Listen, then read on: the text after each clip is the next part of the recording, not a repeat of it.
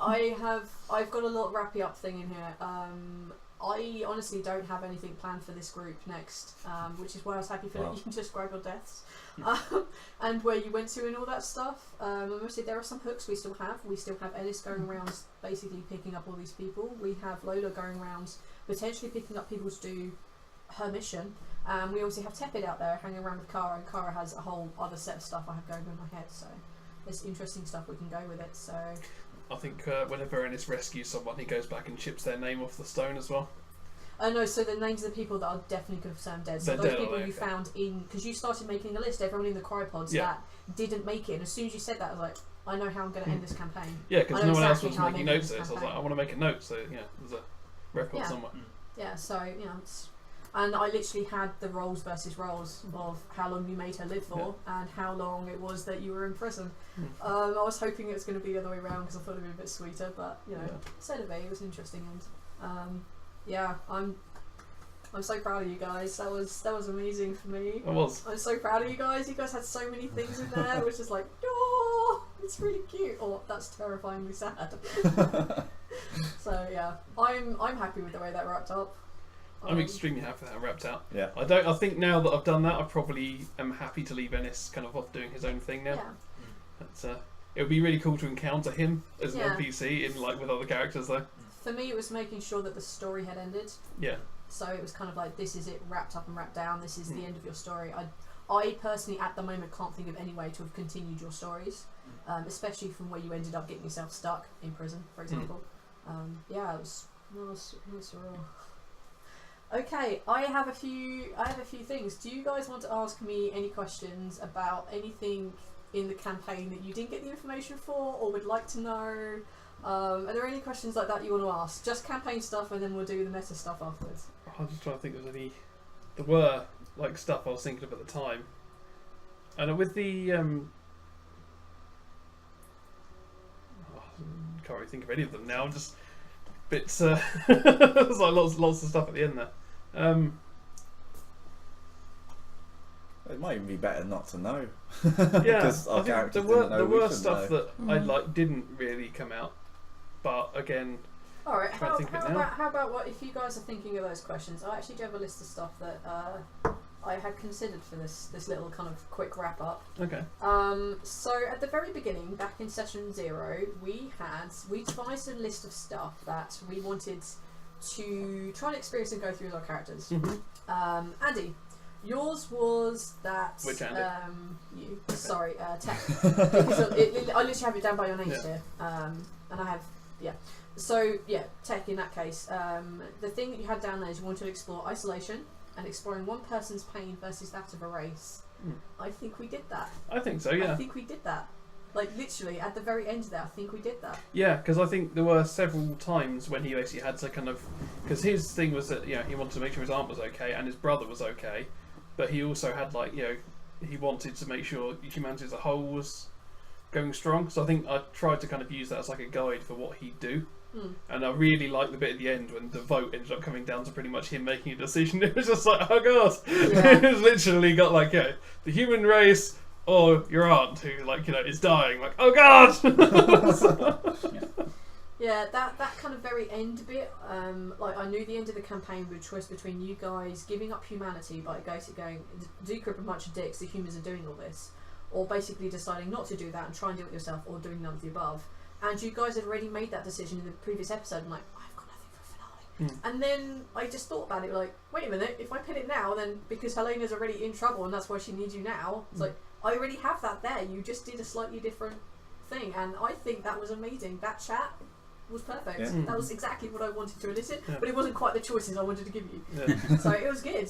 I think we hit the nail on the head with your character. I think Ennis is definitely the best character I've ever run with. I have to agree. And it's the first time I've come to an end of a campaign with a character and been like, yeah, I really like this guy. I'm going to miss not playing him anymore. I think it's interesting that normally you two just whatever reason, just play assholes against each other, and somehow you made it work this time, and I was so happy about it. It was so brilliant. It was good. It was so funny having like all the perks together, Yeah. especially when we look at like the 3 art, like missing a hand, you with a knackered leg at the end. It's like we can do this together, and then we completely and utterly failed to get out the way of that. It was absolutely perfect moment. I think I burned like 3 re-rolls trying to get out and still failed horribly. It was a genuinely beautiful moment. It was so funny.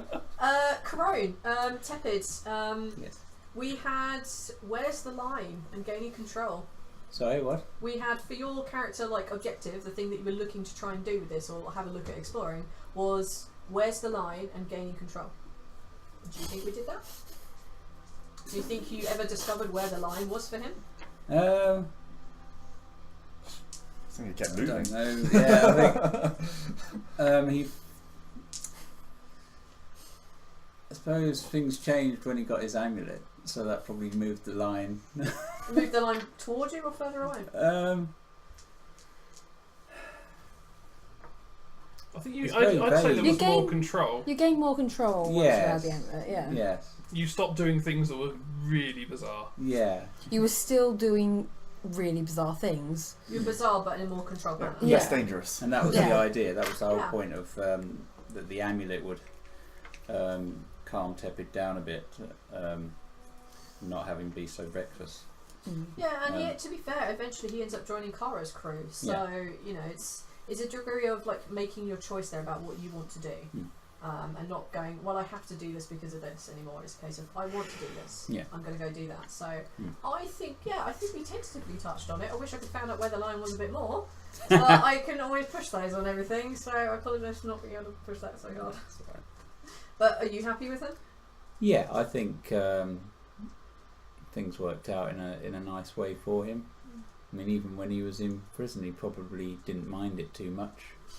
Like I said, I would expect that if there was a religious group in Yeah, that's there, likely. that he would be part of that, and to him it would be just like doing his normal. So you treat prison Tasks. like being on the ship? Yeah. Wow, that's amazing. Yeah, To be fair, massive similarities, I guess. Yeah, makes a lot of sense, yeah. You can't go outside. Granted, yeah. Alright, I'm gonna... Sammy, Killer Kitten. Yours was Gaining Control and Independence. Do you feel you managed to do that? Yeah. I saw an evolution in your character from the beginning.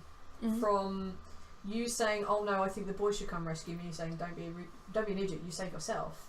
You actually started doing that. You were literally started off at the beginning of, "I'm going to hide behind them and let them do this and do that," to actually being someone who took control, who went, "We are going to be doing this. This is the sensible way," to actually having a voice from having none. I don't know if you noticed that, but I did. No. And for me, that was... I've got a note a bit further down in there about stuff like this, but yeah, I think you kind of did. To be honest, I think it was more of a me becoming more comfortable in the role. Exactly. There's that too, but you become more comfortable in the role, she becomes more comfortable being who she is. You know, they go hand in hand in this respect, and I think you learnt it, she learnt it. It was very interesting to watch. I think especially like what you said about what Lola does in the end about going off Exactly. Being a yeah. one being woman. solo. I mean, Yeah. That's that wouldn't have been possible right at the beginning. Yeah. So yeah, And she the way wouldn't the have been able character to do was. that on her own before. Yes, she's going to need help, but the fact that you recognise that and didn't suicide into that, Yeah. that's interesting. I like it. So I like how she turned out. I like how she evolved. There's a couple of very key moments with Lola which I adore and love, and I'll get to that in a minute. But yeah, I mean, were you happy the way that she was? Yeah. That's what I like to hear. I'm Happy. going to get to you last because fuck you.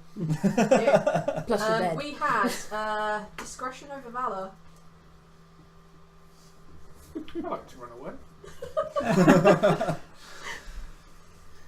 Unfortunately, almost every occasion I had to be a coward, which was the entire point of it. Ended up that Ennis was in trouble and I had to go and save him. Now, If it had been actually, anyone else, there was a point I was going to, especially in this episode, when I was going to give you a legendary point for what you did, but I decided to keep my mouth shut because I wanted to not randomly keep giving you legendary points for stuff. But there was the decision there to decide whether you were going to stay or whether you were going to go. Whether you were going to stay and stop the assassins, go or help Helena. And you the third option of, let's not do either. and it came from a place that sounded like reason, but could definitely be argued was cowardice or not wanting to get involved in this shit. So I was like, I kind of want to give you a point for that, but I'd give you a session point, but we don't have any left. So yeah, for me that's what I saw in this episode alone. I thought it was kind of funny. Yeah. And then, to be fair, at one point you did have your action man hero version going on. And I was like, what the hell are you doing? You did help Lola occasionally, Yeah. I think. Especially when there was drinking to be done. Oh, Yes. absolutely. Oh, yeah. If that's the point, drinking's not dangerous. Well, Well, less people Well. shoot you when you're drunk. you Wow. you put yourself in a lot of risky situations, though. Yeah. Like, for example, taking a random security guard off and banging him. That could have turned very quickly on you. Yeah, but I wasn't doing the bit where you sneak in and can get caught. I was doing the bit where I got to wander off with a Yeah. rather tasty young fella. That's always the more fun option. Yeah. Yeah, I mean, I don't know if you think we hit them, but I think at points we did. Yeah. Well, it's interesting. Well, the point was I didn't play a gung ho meathead. the You whole didn't time. know, yeah, which was You know, different. yeah. I played a guy who occasionally got angry and forgot to run away. Yeah. But But- then, you know, That's the Special. person. there's people full of contradictions, so. Yes. I get that. Basically, I get the feeling that if he'd been in a group with anyone other than Ennis, there would have been a whole lot more situations where he'd slunk away into the bushes and fucking shot at range, Yeah, that's or true. just slunk away into the bushes, Yeah, I think you're and the rest of the probably group would have just been like, "Where's our sniper cover?" Yeah, bye guys. right. Shit Winners! Ed's seen and he's gone, yeah. I like the way Mac turned out, and it's interesting. And I love the fact he dies in a police shootout. It's probably the funniest thing. Yes.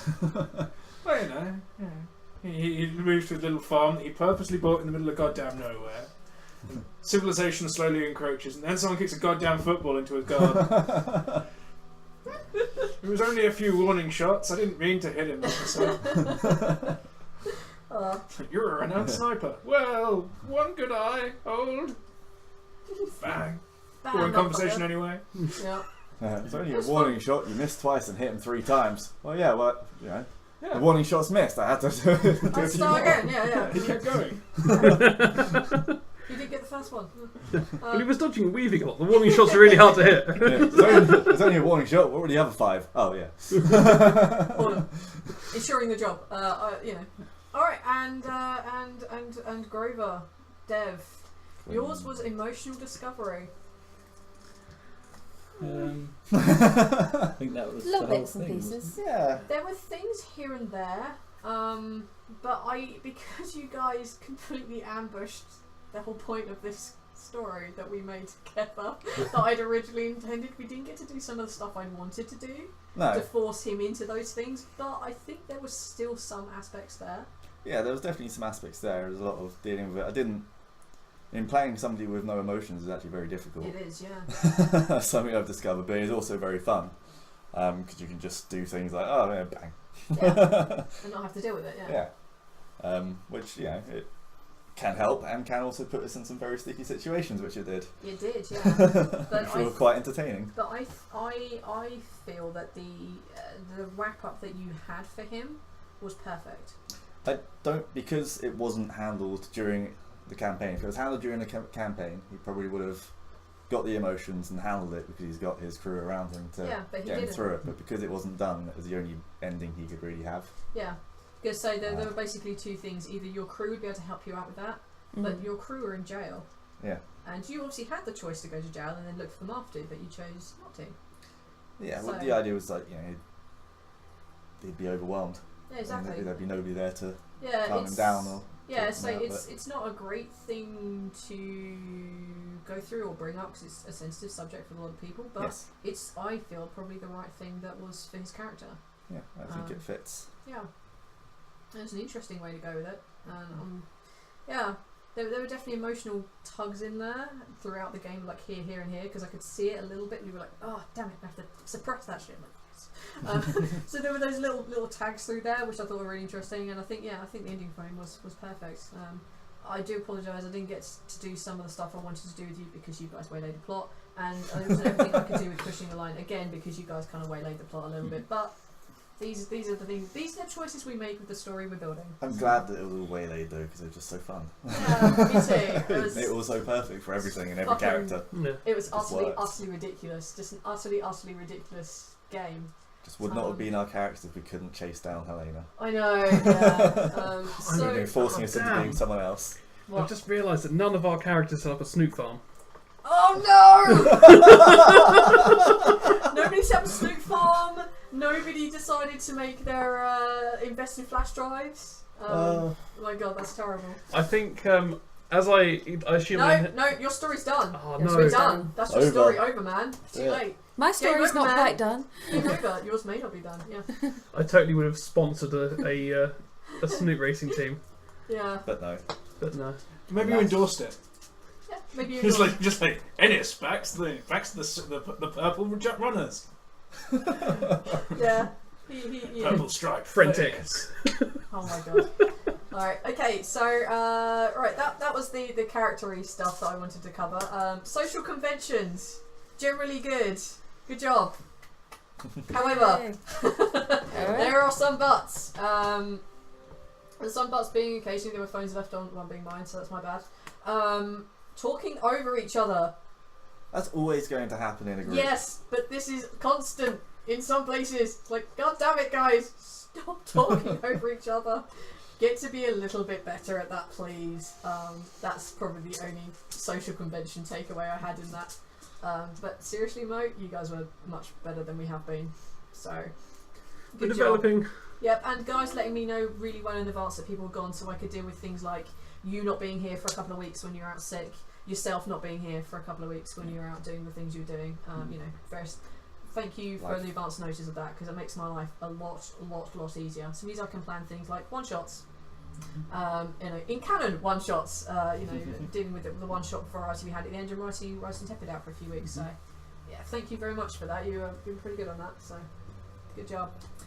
Campaign wise, I said morally grey. We blocked lots of temples. There were lots of assassinations. Hate and crimes. We had hate crimes, and we had group conscious, the group conscience, which we had demonstrated perfectly in this last session. Which is, here's the choice between A and B. What is the morally right thing to do? What are you going to do? It's one versus everyone. It's like black and white. What's right? What's wrong? What's easiest? Yeah. And you decided to go clear your names, and I thought that was great. That's the bit I wanted out of there, was that moral conundrum of what are you going to do? Yeah. Because it's bigger than you, but there's a chance you're going to fail at doing it. And I'm glad you went the way you did. It made things interesting. It's why I didn't look at my notes all night, because I thought there's no point. I'm going to see what you do. Campaign wise, I also went Monster of the Week to digging out deeper plot within that, like they do in all Monster of the Week things, and then eventually ending in some proper plot. You guys went Monster of the Week, proper plot! Actually, you went Monster of the Week, side quest. Oh, and there's a bit at the end, here we go. Yeah. Monster of the week, Helena. So, yeah, Helena of the Week. as I said, it's definitely not how I planned it. There were going to be 5 minor arcs, 5 places that we visited, we could learn all the different cultures and meet everything. We kind of did. Yeah. But fuck me, Helena. I mean, She just had to be like run around the systems and used as the carrot on the stick to You lure knew, us to you knew places. it would It happen is. as soon as session 0. I knew you'd fuck my plot the moment that I went. The moment I that he think- went, I'm not leaving her behind. I'm like, oh shit. I think the problem is that when you make a character that's basically you, we're Yeah. instantly attached.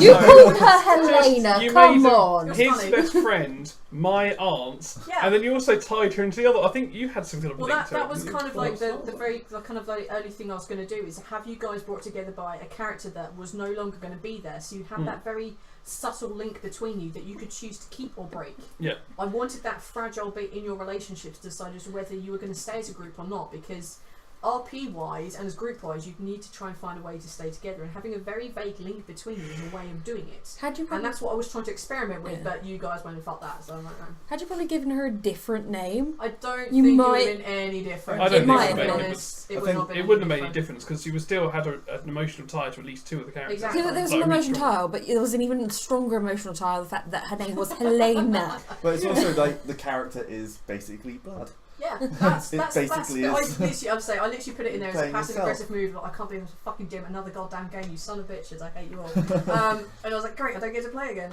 So yeah, passively aggressive putting around it. But you know, Helena came out on the spur of the moment. I was like, what are you going to call? I'm like, Helena. Shit. Okay, fine, that's fine. And also, I'd been talking to someone else named Helena at the time, so it kind of got a bit jumbled in my head, and that's why she was named Helena. So yeah, I'd say I was trying to do the loose connection thing to see how thin a connection I could have between you guys, and manage to find a way to keep you guys together. So that was kind of my experiment with that kind of felt. To be fair, some of the characters though are just always a good thing, because the other one was that Taggart character you brought in. He was awesome. He was really cool, and I'd like to have more of him in the future. Yeah, I kind of like Taggart. I don't know where he came. So Again, cool. he came from a complete spur of the moment thing because you decided to get yourselves arrested. But say characters like that sometimes you just like that character's cool. Yeah. Like that's why we spoke. I think that's why we spoke to him rather than trying to shoot him and run away. It's like, hey, this guy's cool. Yeah. Stop there! You don't want it for murder. Fuck yes! Let's go and murder more people so he says it more often. Murder. A multiple. Yeah. So basically, campaign-wise, didn't quite pan out the way I kind of planned it. But then this goes to show it's not my story; it's our story, and I'm glad the way it went. To be honest. The freedom. Yes, I had to use Carrot on a stick and move her around all the fucking place, but you still kind of got to experience all the different systems one way or another. I mean, the freedom really helps with character development anyway, because it's our characters making the decision to not let Helena die. Yeah, I mean that was an interesting thing for me, just to basically see is like she was a card on it. She literally had 2 lines of being is Mac's friend, is person of this, is mechanic. And they were the things I had down there. I'm like, okay, I've got that, and then I'll have her saying goodbye to everyone because, you know, it's a nice way to finish up session 0, and I didn't think we'd spend as long as session 0 as we did. I kind of got out of my control too. So yeah, it didn't quite pan out the way I planned it, but I was happy with it. It was different. Quite a lot of this game I've had to put my notes down because you guys went and fucked them. It's very fun. This is what I consider plot twists. I love it. Yeah.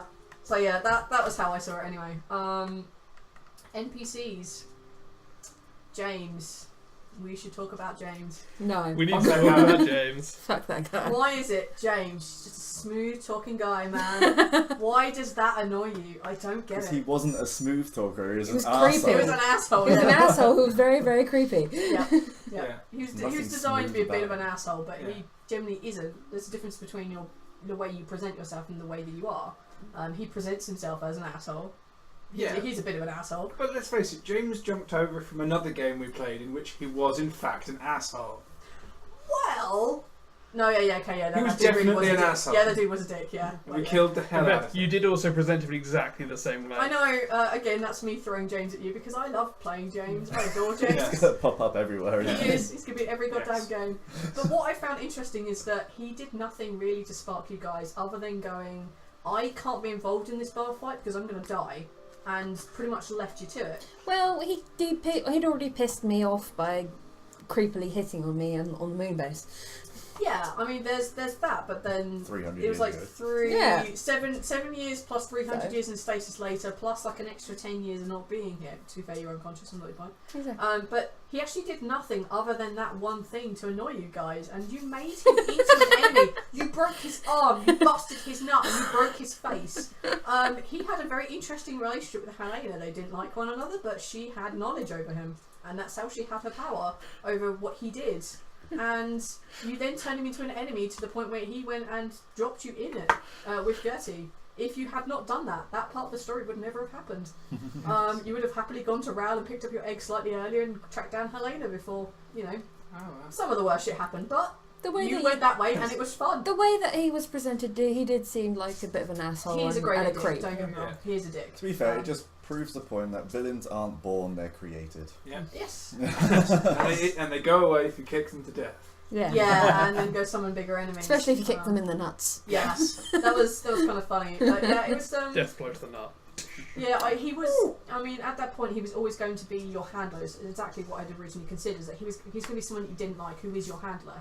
And then thought, okay, make Helena your handler because that makes a bit more sense at this point. So when we moved from doing Monster of the Week to the proper arc, that's where James came in to make you feel something different. I thought, okay, this works. It marks literally a change in the campaign.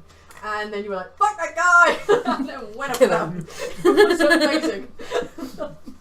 I think the progression of Jay's was interesting for you guys. Anyway, I gotta love him. Gertie, how do we do with Gertie as an enemy? She was awesome. Hmm. I hated her from the minute we first met her. I kind of met her. I was like, why the hell am I working for this bitch? Money. Yeah, money. See, I basically. didn't mind her in the beginning. It was only when she said I overheard that conversation that was when sort of just a switch went. No, she's in the Tebbett's man. head. Yeah, I she's just- dirt man. Yeah. I can't stand the man. Yeah. I loved Gertie. I hated the fact that you brought out the mum voice at me. That was so funny. Yeah, I mean, my actual mum in real life was a teacher, and I've never felt so much like I've been lectured by a teacher. And I was lectured by the best at home and at school. Never had I felt like a little boy with a snotty nose and a skinned knee as much as when Gertie was was tearing into me. That was one of my favourite moments from this campaign, was ripping a new one out of you when you guys were fucking up, and the rest of you also feeling like you were being told off. Like, Yeah. this is so fun. Yes. Also, I think after Gertie died, it was basically the point where Max stopped being terrified of everything, because he wasn't afraid that Gertie was going to hold him responsible for it. He wasn't going to get another ticking off. Yeah. Same. Yeah. Yeah. Discretion is the best part of Valor was basically him not shooting Gertie on sight. Yes, actually, probably a good point. Yeah. I loved Gertie. I loved playing Gertie. She was so cold and horrible, and it was good fun. It worked well for Quinn though, for being that way. It's Yeah. like, hey, go kill that person. All right. No, fair enough. Yeah. I think that they could have gone on fantastically well. Yeah. Had Could have made a brilliant career out of it. Yeah, I mean, I was slightly disappointed that the father got to hear the conversation, because I really wanted to see what you'd do. I was so intrigued. I had a feeling that the answer probably Would have actually been everyone quite else. interesting. The Yeah. plan for that was actually that he was going to, well, as far as he was aware, he was going to attempt to kill Mac, and that was going to be used as an emotional catalyst. Ah, very cool. That he wasn't going to be able to kill Mac. Yeah. It's But that never happened. yeah, So the it's, emotional catalyst never happened. yeah, it's an interesting turn, because I put it in there. I mean, it's one of the things as a PM I don't generally like doing, is introducing conflict in a game between players, unless it's a one shot, in which case fuck you guys, do what you want. But in a longer campaign, I don't like introducing this, and I would never have dropped them in this game unless I trusted you all not to be dicks. Yeah, I no, didn't. It's not I that would never have actually killed him, obviously. I know, but if you had done, it wouldn't have been a problem, because I know that you guys would get over it, and it's not a problem. That asshole move, in game, I don't care about. But I mean, like the outside of the group, outside of the wall, I knew it wouldn't be a problem. So generally, I don't like dropping those in. But I was interested to see what you were going to do. It was interesting the fact that the father went "fuck this bitch" and shot her, which was a very funny turn of events, which then led to one of the greatest fight scenes we've had in this game, which was just amazing. Yeah. So yeah, twists and turns. It may not have gone the way we thought, but it was interesting. I literally had no idea what to do after that moment. Like, me personally, Quinn probably would have known something, but I personally was like, I have no fucking idea how to react. Yeah. Which is why I ended up bundling to the floor, like, I'll try and hide it, I guess. Maybe no one heard. Oh my god, she's been shot. Nope, never mind. Yeah, it was interesting. I dig that scene so much. I was so nervous about it the entire day before doing it. I'm like, oh god, what are they gonna do? What the fuck are you gonna do? Oh my god, I things believe I actually burnt 2 points to make you hear it as you well. absolutely did, yeah. Screwed myself over a little bit. It was interesting. But I wanted to see how it played out. Yeah, it was cool. I love it. I love taking things the way that we don't expect them to run, because it's art of a good story, I guess. Of course, we had the Tepid's choice. Yes, we over did. that Yeah. in the envelope. It could have gone 4 different ways. Yeah, for me that was an interesting choice, because me as a player, I don't like leaving my choices to dice. I know if you do, and it's a perfectly fine option for other people. But for me, I prefer just to go, I'm going to do this. It may be my gut instinct, and it might be wrong, but that must be their gut instinct too, and it probably is wrong. But they're a person, they're allowed to fuck up and make mistakes. And sometimes, some people use it as a way to shield themselves from, it's not, I didn't make this choice, the dice did it. The dice made me do it. It's like, no, the dice didn't make you do it. But understanding your various choices, all of them are equally valid. Yeah, I mean, the whole point around it was I had a big conflict with what I thought Tepid would do and what I wanted to happen. And I just couldn't make up my mind. So I just thought, okay, I'll write them down. Yeah, that's an interesting way of looking at it, because quite often when you play people, you think, I want to do this because fuck that guy, but you also know that may not be an option for your character, and that's one of those interesting things about role-playing, is knowing which one you're going to go with, because also being a part of a group like this, you have to understand that there is certain things as a role player you have to do to keep the group together, because if you split your party, if it's a group thing and the PM is perfectly fine to have 2 split groups, that's okay. But if you're playing a game where cohesion is a thing, and you are playing a game particularly like this where you kind of need to stay together, you need to come up with decent reasons to do that. So it's always a conflict between those 2 things. It's very interesting. I'm glad that you got to experience that kind of question anyway. Yeah. It was cool. Yeah, it's fun. I think it's not the only one. Alright, the last NPC I have written down of real note that we should probably talk about is Helena. So... You know our Oh, feelings. lovely. I know. Lovely Helena, Helena which we love. is ally, she's a friend. Conscience, a bit of a moral support for y'all, safety nets. And I have the same feelings about her as I do when anyone has a base of operations like we do. I fucking hate them. Because for me, bases of operation are that nice safe place you get to go back and rest. And you can have things suddenly made and built, like a fucking garage. Like, I'm gonna build this now. It's like, things should be slightly more difficult than that to do. But I'm actually really glad she was in there in the end, because it made an interesting story. You did have a base of operations, which was good, because it means that you could go do things like build this and build that, and have someone who's generally on your side rather than just the wealth of shit you have to deal with and do. And seduce physical therapists. Yeah, that was fun. that was fun. Weird, but fun. Yeah. But you know, it's always fun to awkwardly roleplay seduction in front of a number of your friends. That's why we do what we do. Yes. And try. And just for anyone who hadn't grasped this one, it's always fun to roleplay between a husband and wife, when the wife is playing a man. That's some roleplay. That's an interesting game. Yeah.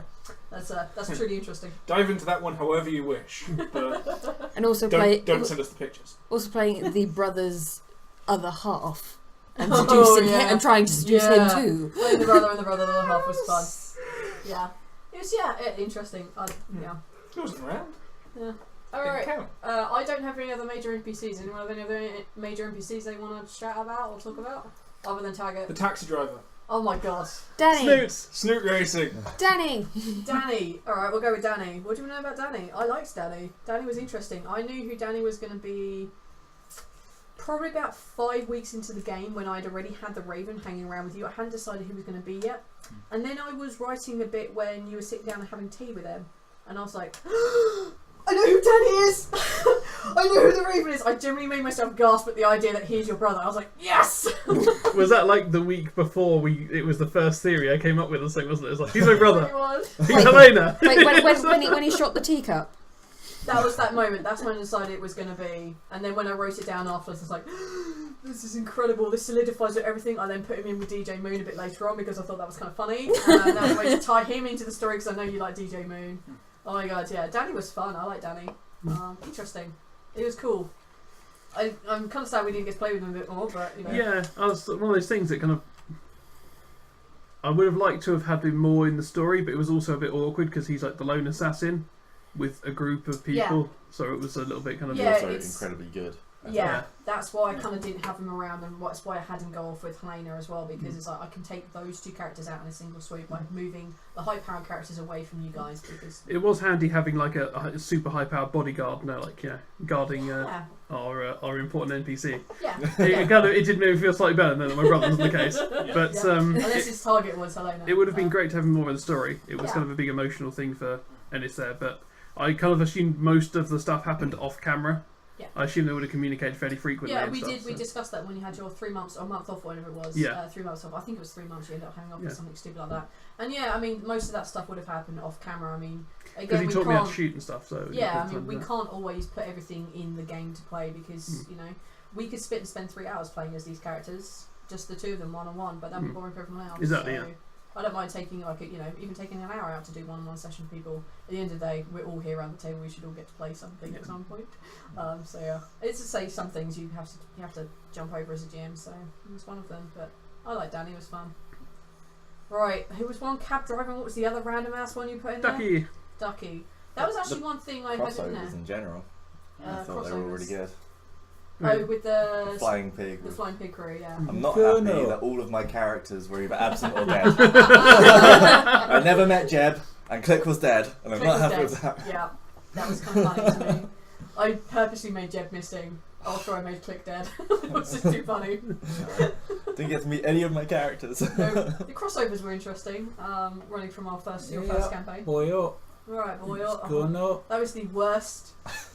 Welsh. Okay. Nitu ever. The suddenly Welsh Nita. That was new. That wasn't in the original. When I originally had Kerno, he didn't have an accent because I wasn't really thinking about accents when we did the first campaign. Yeah. So I was thinking, okay, what other accents can I do where they actually are obvious what I'm attempting to do? So I thought, I can do Welsh a little bit. Yeah, but the fact you made me have you are the worst, alright? You made me have a conversation with your other character and you had one-on-one conversations with Mac when he wasn't here.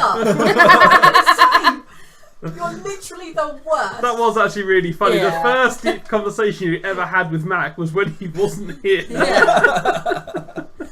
Probably because when he is here, he wouldn't have the deep conversation. But I tried not to do the deep conversation, which I think I did. But you are the worst for that, man. I hated you so much, and I have to end one of. I think once it's like, why are you ending this conversation? Because I don't want to be here. Yeah. I'm ending this conversation. We're done. Yeah. Oh yeah, I like the crossover characters from those because it makes it feel more like a world, and there's probably more chance that this will be happening again, depending on when we set the next campaign, sort of thing. So. But yeah, Ducky. Ducky again, one of the crossover characters we had, sort of way back in the embryo stages of Spaced is Misha / Ducky, who was originally just Misha and is now called Ducky. Yeah. Whatever. I had that in there as things that maybe you guys didn't expect to go through, and I think one of the points there was Ducky. I didn't think you expected to have an emotional relationship with Ducky. No, I mean, it wasn't something I was ever intending. A marriage. And then it just kind of, I don't know. I like the fact that my character was, because he was quite young as well. Yeah. So I mean, he was only like 20 or so, and he hadn't spent a lot. Anyway, he spent most of his time out in space, not with people. So he was kind of emotionally, kind of a bit like stunning. Yeah. Yeah. So him kind of running into like this awesome woman who was actually kind of interested in him, and then I think he kind of took the advantage of the thing. It was like, hey, look at me, I'm doing like operations and things. Yeah. Yeah. Yeah. That was one of the unexpected things, relationships I didn't see coming. It's like, oh, that's actually kind of sweet. Yeah. Cab driver. Alright, this is not one of those amazing instances where I had to ad-lib a character on the fly. One of my favourite ones was the cab driver because it led to Snoot Racing. And that random Gendal Taylor that we met on one of the planets. Oh we yeah, met her in the that was in a one-shot. one-shot and then came back. And then we met her again in the campaign, and she was the stupidest, funniest character I think I've had the pleasure of playing. It was so fun. Oh. Bitch on the third floor. Bitch on the third floor. That was. I will be honest. My genuine reaction to having to shop for an hour and a half. Yes. That was the first shop I wanted to go to. I don't like shopping. I just think it can be interesting if we meet one NPC, 8 of them. Fuck you guys, fuck you all. No, you get nothing. Get the fuck out of my shop. That was.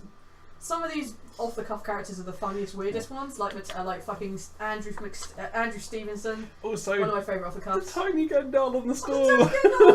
He was so cool. The tiny Gendal and her ginormous Groot type. She had to climb up onto her store. Yeah, that was funny. Yeah. You all look crap. that was the Taylor. I love the Taylor. Yeah. Man, yeah, the amount of one-shot characters you guys made me... Sorry, off-the-cuff characters you made me do. But see, these ones can then come back later on in more crossovers. Possibly, yeah. So. I like the idea that the cab driver is the same everywhere in the world. Also, Williamsons. They've now popped up in 2 campaigns. Steve's. Oh, Williamsons, yes, the Taylor, yeah. Williamson's a Taylor. I have a feeling that probably Andrew Stevenson may come back in a few things, but it depends what we do. I kind of love him. I try and keep that accent to one side because I love characters that I play like that, and he just ends up being really cool. Right, was there anything else that you guys unexpected that you didn't think you'd go through, like having a relationship with them. Yeah, I mean, I really hadn't considered that to be a part of my character, but it just kind of, I don't know, it's kind of one of those things. I was like, this would be a cool thing for my character to do, and it was like, yeah, I really enjoyed it. I like the idea that he was kind of wasn't just kind of looking for like a one night stand thing. He was actually kind of like building a relationship fairly slowly. They did. It wasn't a case of like he's just like quick jumper. It was like it's romance without eroticism. Yeah. Does that make sense? Because quite a lot of games, like for example, we actually have the perfect pairing here for this. Your character was off getting gratification whenever he absolutely could, and that was basically all about the erotica, whereas you had the romance. It's a very interesting way to play those two aspects. Yeah. Anyone with anything unexpected they didn't think like, actually. Having a crap ton of money. That was really unexpected but awesome. And I had some really fun times being big spender. I think one of my favourite times we went into the soup place and they were like, I was like, yeah, we'll need some concealed carry departments. Just like, have you got the licenses for those? Here's 100 caliber. Like, Yeah, that was, it's just like, that was cool. thank you, Yeah. sir. That was cool. I think it's more like 500 cal brick actually. It was a lot. No, it was a lot. already costing us that. I think actually it might have been a lot. It was a lot. I think at the time I I was considering giving him $1,000, but I gave him 500 instead. Yeah. I was like, I've got like It was a lot, if I remember right. It was a lot. Ended up including the price of the. Yeah, thing. including Like, everything. yeah, that's enough. yeah, it was. But it was really good fun, and having like ridiculous amounts of money and building up the ship, and actually having like an awesome ship that we could actually like customize and make awesome. Because I really like amount of weapons.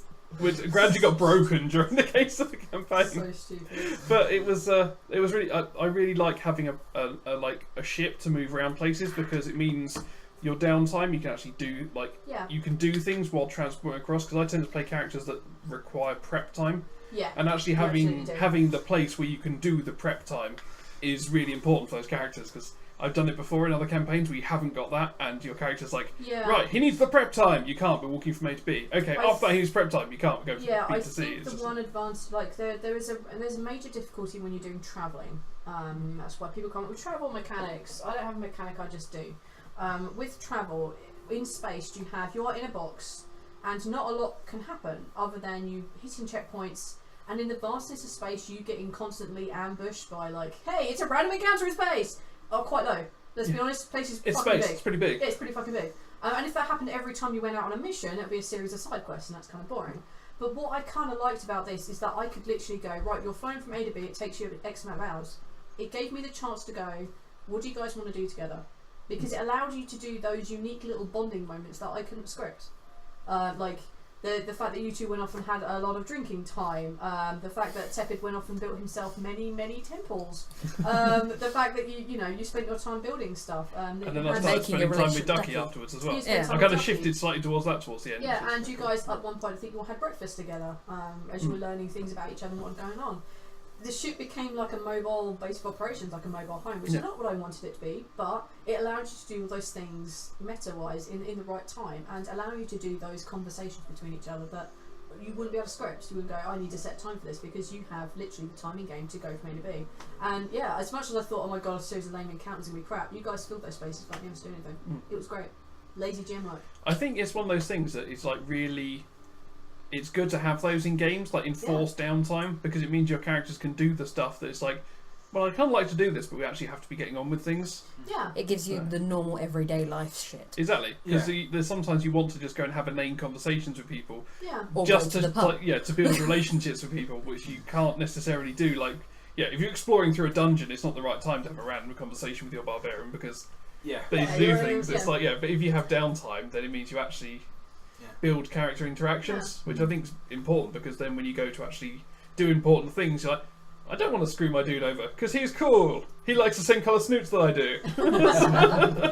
Also, or trying to find a drink when you're on mission. Also, it helps build up your character from just like murder McSlaughterface. Exactly, yeah. So you actually have a reason. You're to not care. just an asshole who flies around killing things. You're a person who wants things and likes talking to some people.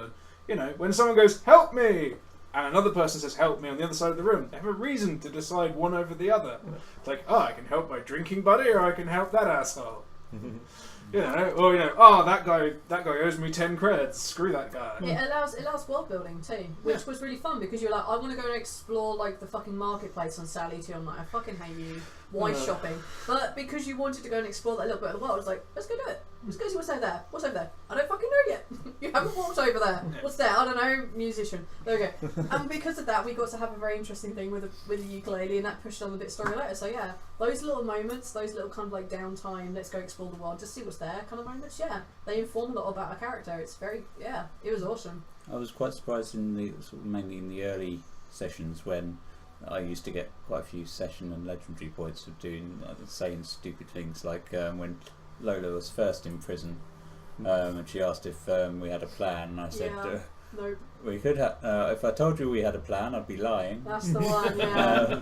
Yeah, those little things that you can't bury those in. That's why I give you legendary points. There was the other one where it was in relation to when I'd just been given prayer works as a trait, and we were having, I think it was Tepid and Helena was having a conversation, and I said I was saying that at least once a day, if they get into real trouble, I can make their problems possibly go away. Yeah, it just depends on how it rolls at the end of the day. Yeah, that was perfect. That was one. I've forgotten that conversation. That was good. Reminding me of puns was the like you try and intimidate the rock out of the way.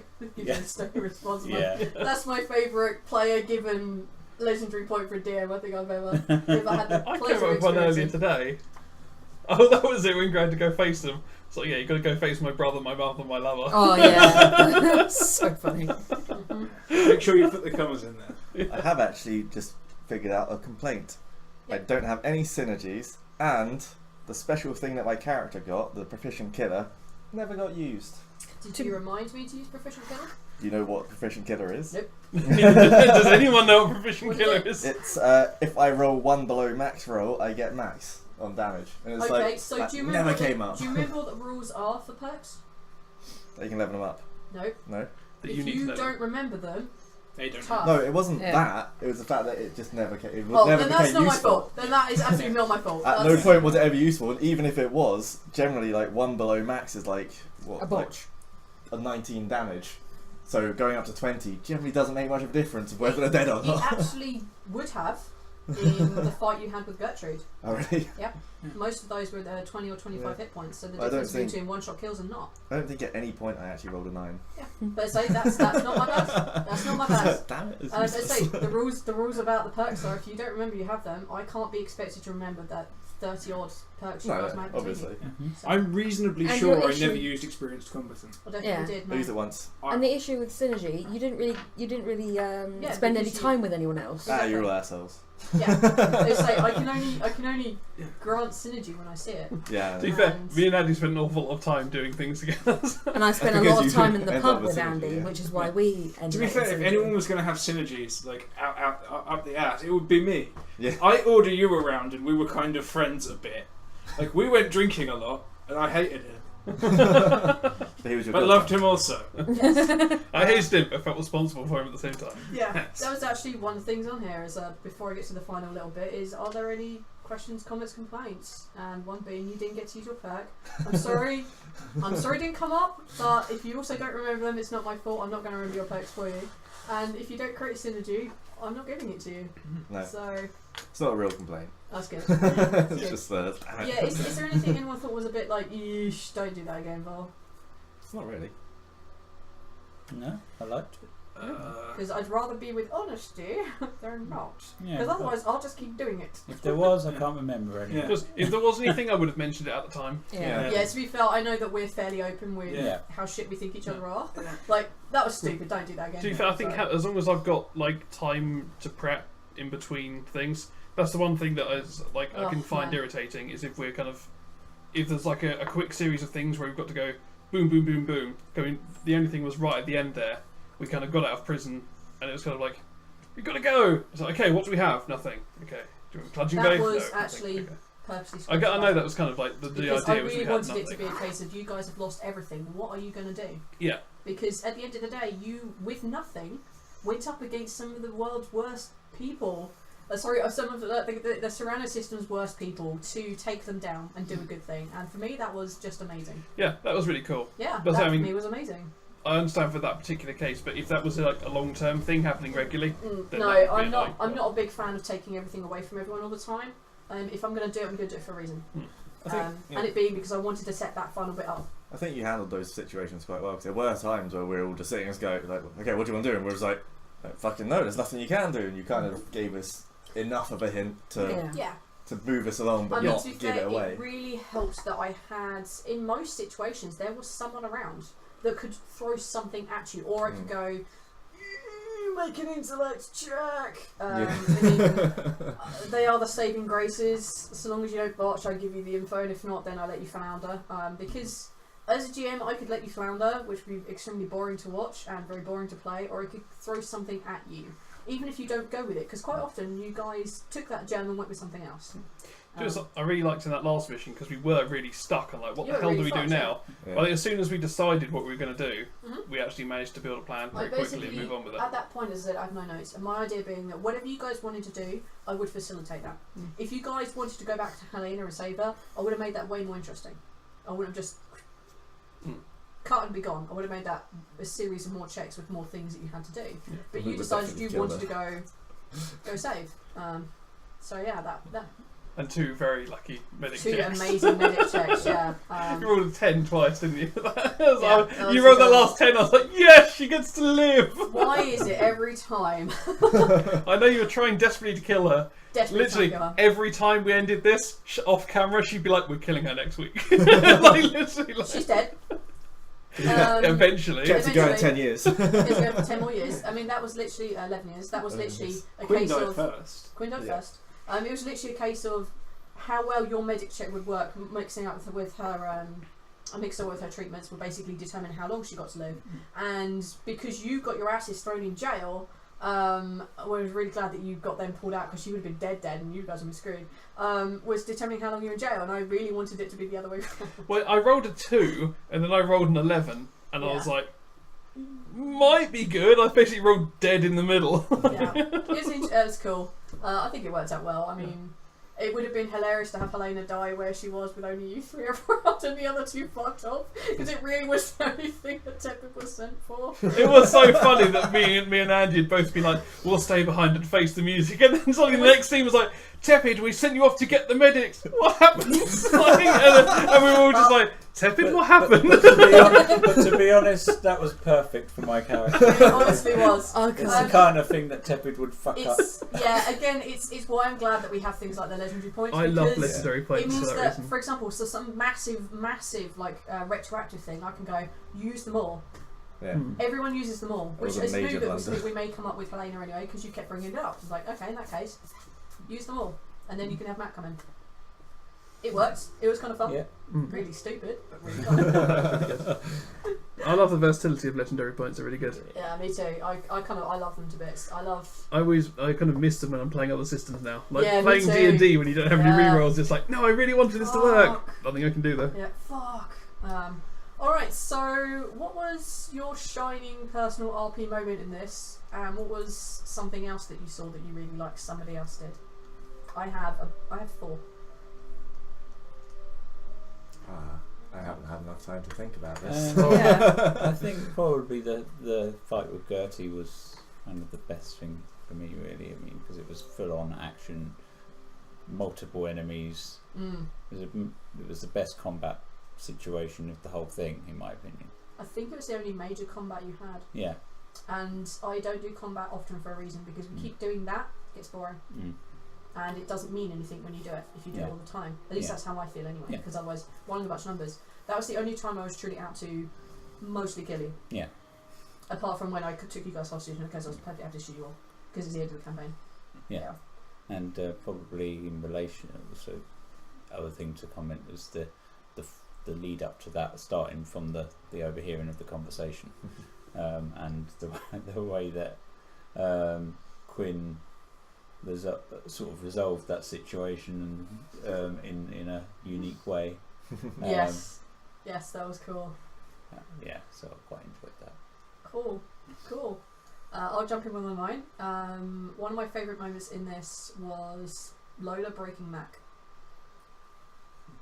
Because Breaking Mac. Yep, because I know Andy pretty well. and I've never seen him crack the way he did when Lola was having a go at him. It was What? the most insane thing I've ever seen. When was that? So this was when, when- Mac came back from yeah. from the one-shots, and you guys came back from your mission at the same time. And you were sitting at the table with Arthur, and he put the beers down, and you read the note. And James knew Arthur knew some stuff. James knew some stuff, and they dropped those hints, and then I think they got up and left at one point. And Lola was interrogating Mac, and basically trying to find out what had happened, what he had specifically done. And he just went, "What do you want me to say? I shot my best friend, and now she's gone." Yeah. That for me was like, I had nothing to do with that. Mm. And that was amazing for me because that was two characters playing, and I've never seen Andy crack like that. It was amazing. It was so good. That was one of my shining moments I saw you guys do. Annoyingly, I was going to say the whole build up to that and that moment was mine. No, that's fine. That's a good. That's a good call. I mean, Yeah. for you was amazing. I loved it. Anything you saw anyone else do? If you're hijacking that one,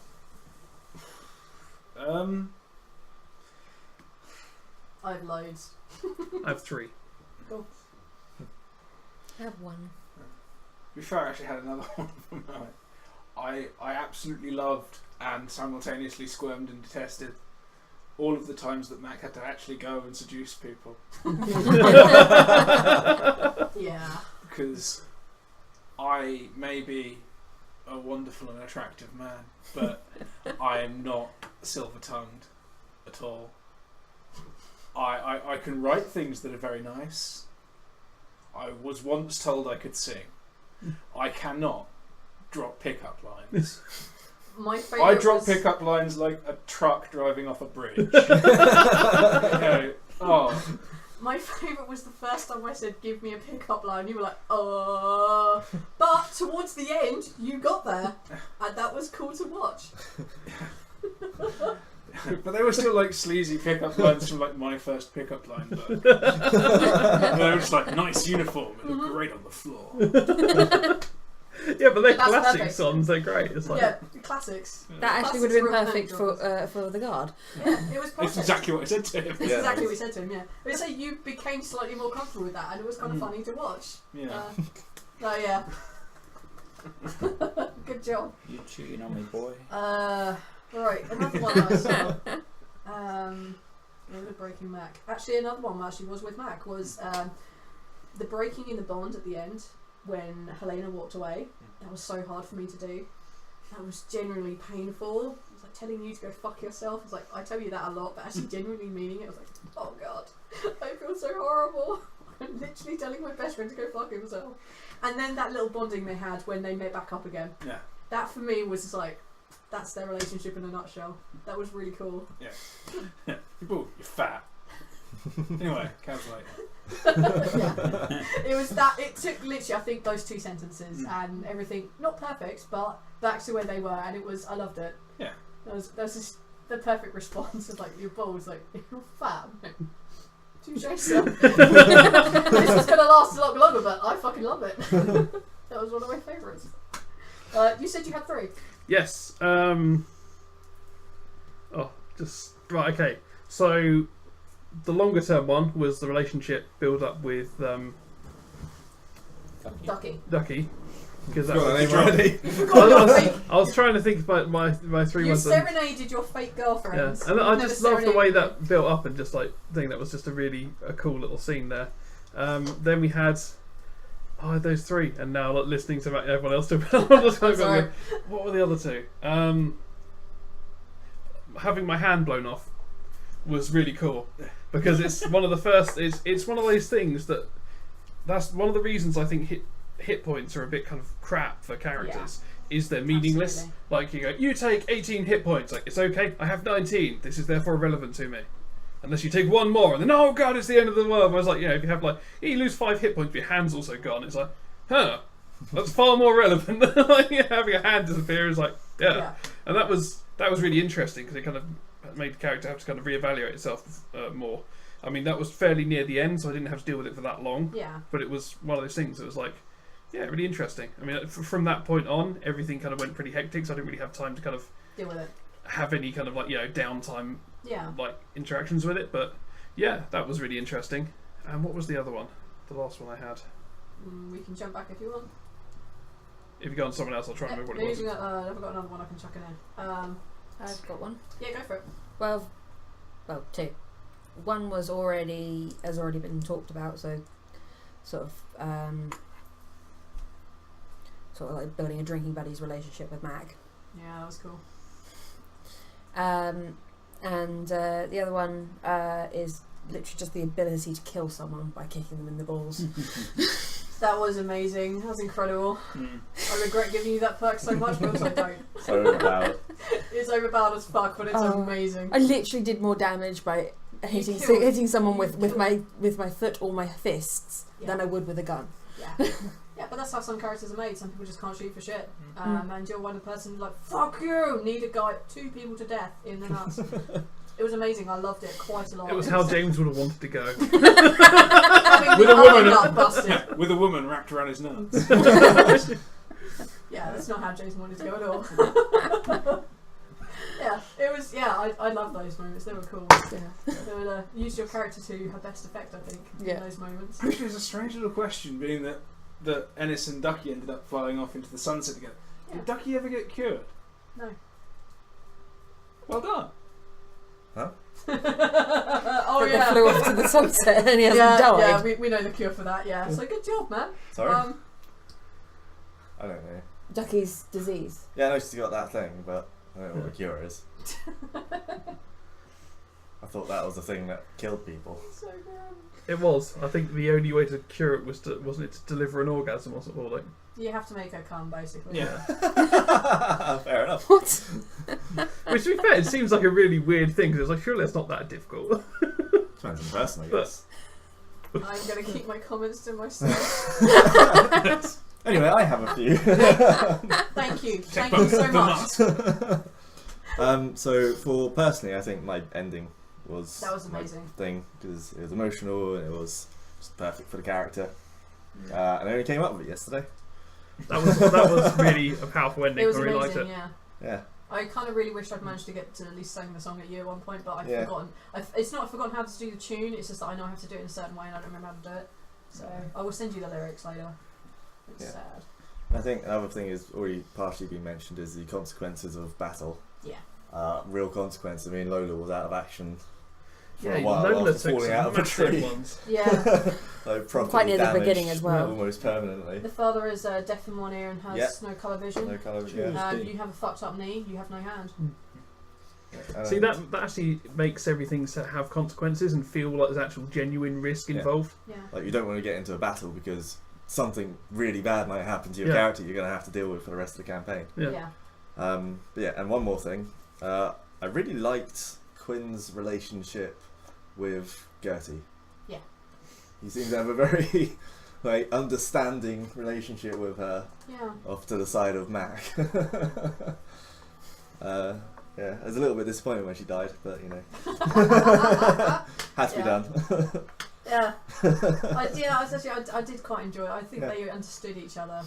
They knew how to use one another, sort of thing. Yeah. Their relationship was interesting for sure.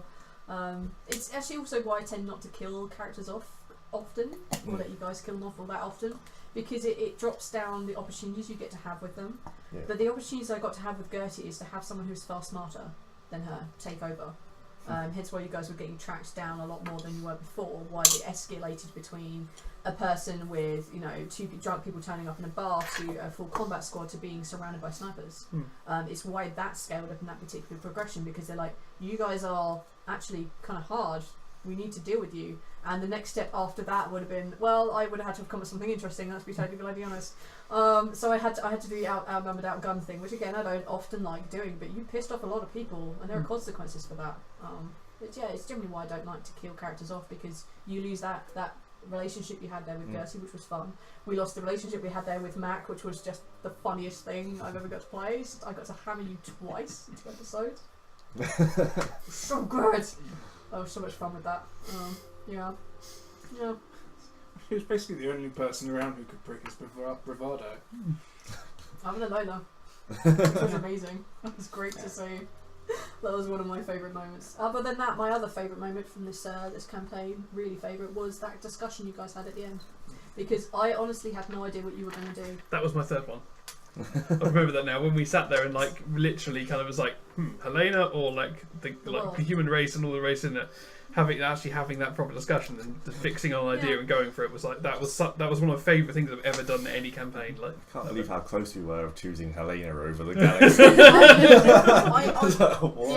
This like when I wrote the campaign, I knew that there would be a point where you had to choose between point A and point B, and I wanted them both to be pretty. Kind of not exactly grey, but you know, you would understand one person picking something over another. For example, choosing to save your friend or, you know, choosing to stop the assassination, both of which have equal chances of being fucked up. There are equal chances that you're not going to be able to do either, and you're outgunned, outnumbered, you have nothing on you. You have no ways of helping Helena out other than some skills, and no ways of stopping this assassination because you don't have things. Which was an interesting thing for me, just to have those there. And I thought the thing would be either selling out the human race as turning into a bunch of mercs and setting this all up, or whether it be a case of whether you try and contain it, or whether you go with option 3, which I hadn't I'd prepped some of those. But as it was, the episode before, you decided you were going to tell everyone. I was like, I don't really know what to do with the finale anymore. And then literally probably 10 minutes before I started, I'm like, I already know what it is. I've already got it set up. Helena's sick. We already know this. Someone was supposed to make that blatant fucking clear because I told him 20 minutes beforehand. So for me, that was an interesting way to see you guys still go through that, and it was cool. That was one of my favourite moments because again, I had nothing to do with it. It was great. Yeah, at the beginning, I was leaning more towards going and seeing Helena, and then as we were talking about it, discussing, I was like, actually no, we should do this. It's bigger than Helena. So. But it's interesting going around and having each person kind of give their reasoning. Unfortunately, we didn't have our ship, so it didn't enable me to pursue option 4. Running away. No. Option 4 was ditching all these guys and suiciding the ship into the summit. Yeah, that's going to help. Well, yeah, because it's a dwelling, so anyone who's already inside would be fine. Anyone who's trying to get in would be buggered. Yep, true. So, yeah, I'm glad you still had that moment, even if it was a little bit improv on my side. So how much do you guys like knowing about how I DM stuff and where my decisions come from? Because some people really hate hearing what it comes from on this side of the screen. Like, oh yeah, that snoot racing came out of nowhere. That was blatantly fucking obvious. What was the other thing I turned on a dime? James, that turned on a dime because he was going to go back and help Helena with stuff, and you guys screwed that option up. So I like it. I like kind of understanding where things are going and why, because sometimes if you don't understand why something's happened, it can be a bit frustrating. Like, I have no idea why that happened. No. And then when you hear the reason, you go, oh, okay, that makes sense now. Yeah, it helps explain how we affected the world. Yeah. Which I love, because then it's like we actually had a massive factor in like doing this well. Otherwise, it's a case of like, well, maybe that would have happened anyway. Yeah. I mean, there were lots of things that were tracking you down. To be fair, there was supposed to be more interaction between the Nitu and the Irilisk. Between the Gendal and the Irilisk. For example, the thing you were going to go do originally, which is basically drop Noxer off and have all of her research exposed, the fact that wasn't done meant that the Irilisk system didn't shut down. Because it would have been exposed and like, no, the Irilisk don't want people in either.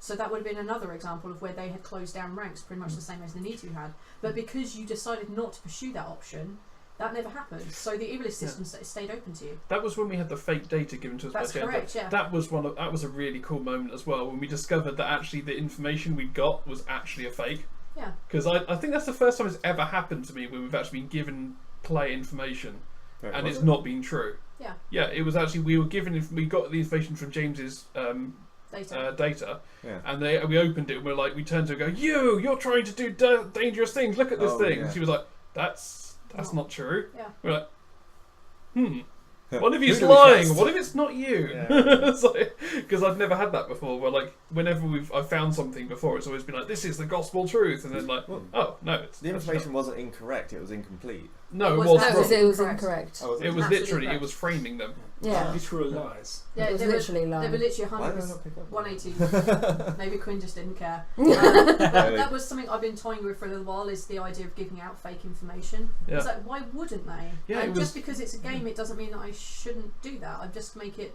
there are avenues to get to the truth. And you did. You found the right person, you intimidated her in quite the right way, and you ended up with the correct version of, or you decided that was the correct version. It generally was, but you know what I mean. So you found that out, and that was a cool thing when you guys went, wait a minute, what is that a thing? But yeah, because you decided to pursue that option, the Irilisk system stayed open to you. So if you hadn't have done that, you would never been able to get into the array system to get hold of Helena. So Excellent. yeah, I'm very wary about giving out all the background stuff, but I like it. Makes me feel like it's more fleshed out world. it definitely is. Yeah. I had plans. When you guys directly screw my plans, I will let you know some way or another, unless it's a big plot point for later. Which was kind of fun. For example, I refused to tell you where Helena was or why. I didn't want that to be a thing. I didn't want you to know why she had and why she planned all these things. Yeah. So, as much as you affected how she got there, because initially it was going to be Kara that took her, but that ended up not happening. So a slightly different route was devised, and that's because of the things that you guys did. So kind of wary about it. Some people don't like it, some people do. I, as a GM, really want to talk about my campaigns and what's happening in them, but I can't because you're my players. Yeah. I can't tell you what's going to happen. But we finished now, so We finished now, so I can tell you mostly what you want to know about stuff. So, because I say, brutally upfront, honest, I don't know what the next story's going to be yet. It's not going to have Quinn in it. It's not going to have Quinn in it. Right? That's the fair comment. It's not going to have Mac in it. I don't know. I reckon he You lost do a good 20 realise- years in this file. No. Now none of your characters will be in any of the Fucking storylines. Oh yeah. You've Well, just killed off well, your no, Jeb- the last character that Jeb may is still possibly. alive. Jeb is still alive. He just was absent as well. Yeah, absent. MIA. Because you weren't available at the time to play.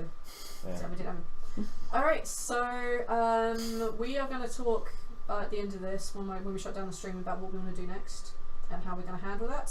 Next week we have a one-shot being run. So from this point on until the new year, we are going to have a series of one-shots because I need time to write the new campaign.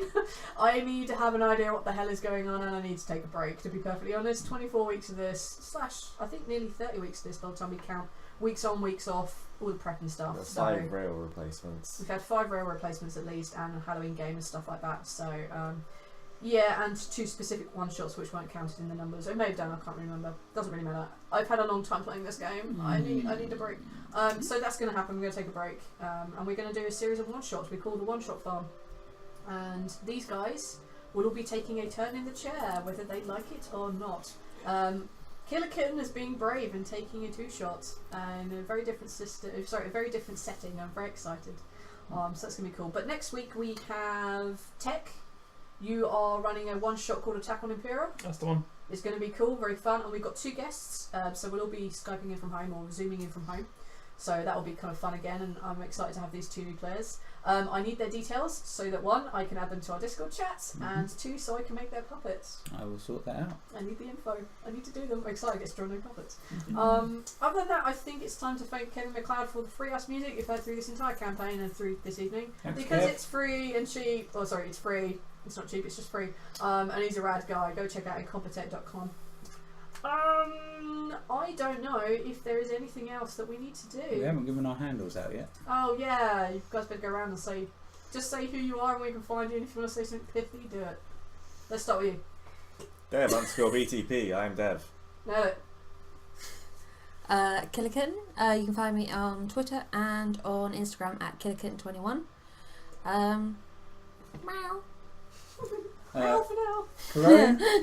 Find me at Corone_BTP on Twitter, and you can also find information about my films at jqs.org.uk. Whoop whoop. I am Tech Puppet. You can find me at tech_BTP on Twitters. You can find me at bloodthirstypuppets.co.uk, and you can find me at gvstudios.co.uk. Where can we find you online next? On Sunday, where we will Tomorrow. be... Yes, tomorrow, where we'll be doing Beyond on Skageth's channel, which you can find us on Twitter at Skageth, I think. If you just search Skageth, you Yeah, find that's Skageth or /Skageth if you want to do Twitch. Yeah. Alright, you. Thirsty at ThirstyBTP on Twitter. Basically everything he said apart from GV Studios. And Baylor's Blades also on every other Thursday. Yep, cool. You can find me on Twitter at blood_BTP. No World of Kiostos this week because Archie's at BlizzCon, the motherfucker. Bastard. Yep, so we don't even have a rail replacement game this weekend because, frankly, I've not done one of my late nights this week as well, so I'm taking a bit of a break from the late nights this week, kind of. So no World of Kiostos tomorrow. However, on Sunday the 3 of us are on the Beyond on Skageth's channel. Monday night you're going to find me on Skageth's channel again playing New in Portal, and then again on Tuesday playing The Void, which is amazing. Monday new episode of the Lucky Die drops, and it's episode 4. I don't remember what. Yeah. I think it's episode 4. It might be episode 3. I don't really remember. I'm not really sure. There's an episode coming out on Monday. Go check it out. And the White Vault as well. Go check it out too. And obviously Blaze in the Dark on Tuesday. Other than that, I think I'm probably going to stop talking about myself for a little bit. And unless there is anything anybody would like to shout into the void before we officially end bringing home the bacon, in which there was no bacon. Meow. Meow. Main mission failure. Yeah. But there's always next time. Alright, in that case. Stay tuned. Drink up at time at the bar, drink up bitches, and we'll catch you on another time. Later. See you next week.